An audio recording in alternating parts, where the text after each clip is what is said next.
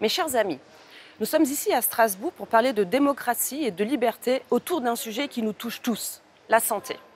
Hier matin, la présidente de la Commission est venue présenter son bilan alors qu'elle aurait dû le déposer. L'Europe est en faillite, économiquement, politiquement, éthiquement et spirituellement. Je pourrais développer chaque point pendant des heures, mais je vais m'arrêter sur un exemple en éthique. On sait l'histoire du Qatargate, l'affaire Fiona Scott, mais moi je vais me concentrer sur l'affaire du SMS Gate entre Madame von der Leyen et le PDG de Pfizer, M. Bourla, qui a toujours refusé de venir ici malgré l'encaissement d'échecs. Hier matin encore, tous les élus à la botte de Madame von der Leyen, du PPE, donc c'est les LR, les Républicains, comme des socialistes, c'est la NUPES, ont félicité la bonne gestion de la Commission sur les achats des vaccins. Mais de qui se moque-t-on ? Le PPE fait même sa pub en déclarant, je cite, qu'ils ont pris la bonne décision sur l'Europe des vaccins. L'Europe, donc, des vaccins. Mais à quel prix ? 71 milliards d'euros pour Big Pharma jusqu'en 2027, en toute opacité, en toute irresponsabilité des laboratoires en cas d'effets secondaires.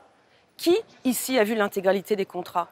Qui ici a reçu des réponses de l'EMA, c'est l'Agence européenne du médicament, sur la gestion des effets secondaires ? Qui ici a vu les SMS ? Même pas la médiatrice européenne et encore moins le procureur européen qui a ouvert une enquête mais qui traîne ses savates. Pas de nouvelles depuis son communiqué depuis l'année dernière. Vous savez, le pire, c'est que Mme von der Leyen, qui souhaite être reconduite en 2024, a déclaré « Nous avons jeté les bases d'une union de la santé qui nous ont aidés à vacciner tout un continent et de vastes régions du monde. Elle améliorera les soins de santé, stimulera la productivité et remédiera au changement climatique. Je pense que l'Europe, en collaboration avec ses partenaires, devrait ouvrir la voie à un nouveau cadre mondial pour l'intelligence artificielle reposant sur 3 piliers, des garde-fous, une gouvernance et l'orientation de l'innovation. Donc, voilà notre futur. Ursula veut s'occuper de notre santé avec une Union européenne de la santé qui tend vers une gouvernance mondiale via l'OMS.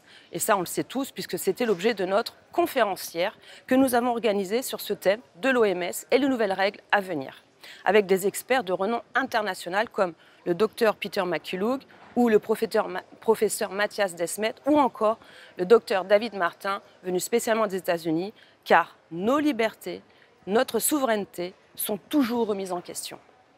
Le lien de cette conférence vous sera transmis sur mes réseaux sociaux car cette conférence était d'une qualité exceptionnelle qui conforte finalement notre combat qui est commun, qui est solidaire et qui est surtout nécessaire. Nous ne sommes pas seuls et nous sommes déterminés à continuer d'être ces cailloux dans leurs chaussures en croco. Comptez sur moi, comptez sur nous.